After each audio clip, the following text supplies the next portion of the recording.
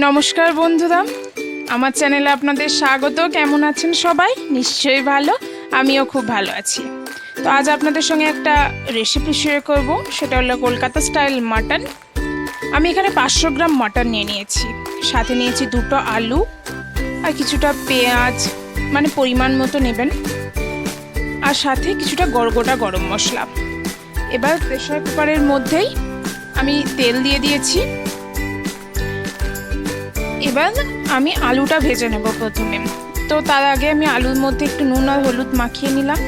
ততক্ষণে তেলটা গরম হচ্ছে। তো তারপর আমি আলুটা খুব ভালো করে একটু ভেজে নেব।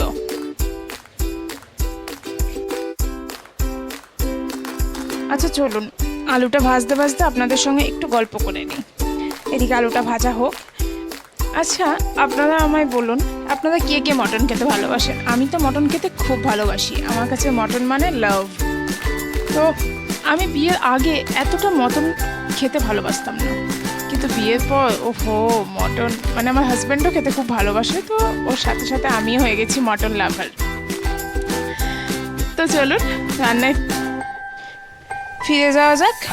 আমি তো আলুটা ভেজে তুলে নিয়েছি, তার মধ্যে আরেকটু তেল দিয়ে কিছু গোটা গরম মশলা অ্যাড করছি, যেমন 2টো তেজপাতা, একটা শুকনো লঙ্কা, 2টো কাঁচা লঙ্কা, আর বাকি গোটা গরম মশলাগুলো যেগুলো হয় আর কি, এই এলাচ, লবঙ্গ, দারচিনি আর একটু গোলমরিচ। তো এগুলো হালকা একটু গন্ধ বেরিয়ে আসলে ভাজার, তো তখন আপনারা পেঁয়াজটা অ্যাড করে দেবেন। তারপর পেঁয়াজটাকে ভালো করে একটু লাল লাল করে ভাজতে হবে। আর দেখুন পেঁয়াজ আমার লাল লাল করে ভাজা হয়ে গেছে। এবার আমি এর মধ্যে ডিরেক্ট মাটনটাকে অ্যাড করব।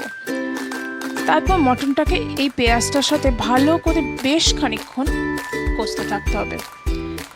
আমি তো অনেকক্ষণ প্রায় কষেছি। যতটা ভালো করে কষবেন না মাংস, ততটাই টেস্ট পাবে। তো আমি এভাবেই ঢাকা দিয়ে দিয়ে অনেকক্ষণ মাংসটাকে কষেছি।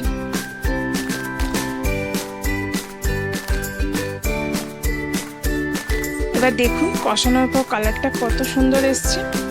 তো এরপর আমি মশলা অ্যাড করব, যেমন এখন আমি আদা রসুনের পেস্টটা দিচ্ছি। তারপর বাকি যেসব গুঁড়ো মশলাগুলো হয়, যেমন হলুদ গুঁড়ো, জিরে গুঁড়ো, ধনিয়া গুঁড়ো আর লঙ্কার গুঁড়ো, সব অ্যাড করব। সাথে একটু গরম মশলা আর একটু নুন, আপনাদের পরিমাণ মতো নুনটা দেবেন। তো এরমভাবেই অ্যাড করে দেবো, দিয়ে ভালো করে বেশ খানিকক্ষণ কষাতে থাকতে হবে।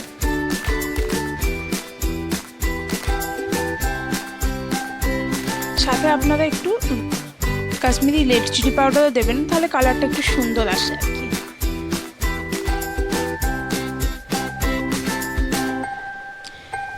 এবার এর মধ্যে আমি একটু সামান্য টক দই অ্যাড করেছি। তো এইটা দিয়ে ভালো করে একটু নেড়ে নিয়ে এর মধ্যে আলু আর চর্বিটা আমি অ্যাড করেছি। এবার একটা কথা বলে রাখি, যারা আপনারা চর্বিটা যদি আগে না দেন তাহলে এই সময় অ্যাড করে দেবেন। আর আগে থেকে দিলে কি হয়, চর্বিটা গলে যাওয়ার সম্ভাবনা থাকে, আর সেই পরিমাণটা আপনি পাবেন না আর কি। তো আমরা তো এখনই দিই, আর ভালো লাগে টেস্টটা, এর মধ্যে কোনো গন্ধ বা কিছুই থাকে না, টেস্টটা সত্যিই খুব ভালো হয়। আপনারা এই সময় দেবেন, তাহলে চর্বিটা একদম ঠিকঠাক থাকবে।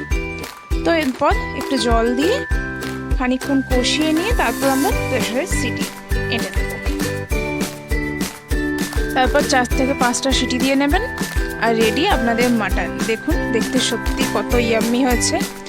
আর আজকের ভিডিওটা এতটুকুই। আপনাদের যদি আমার ভিডিও ভালো লেগে থাকে তাহলে অবশ্যই একটা লাইক, সাবস্ক্রাইব আর শেয়ার করে দেবেন। নমস্কার।